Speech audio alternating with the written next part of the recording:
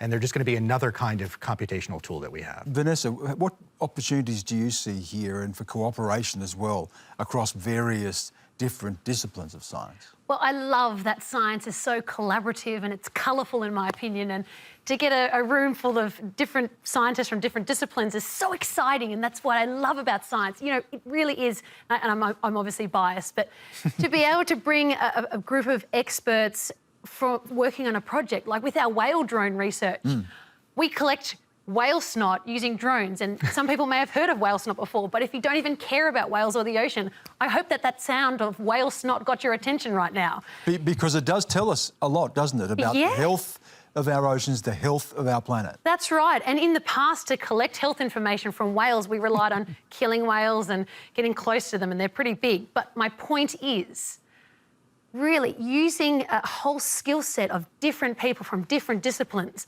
I'm still not a drone expert, but thankfully I've been able to collaborate with drone experts to create this design for accessing and collecting biological juicy information from a whale as it breathes. I mean, it is lung bacteria. We're all used to being sampled right now, but to do it with a drone and without the whale potentially knowing it's happening, that's science right there, and that's collaboration.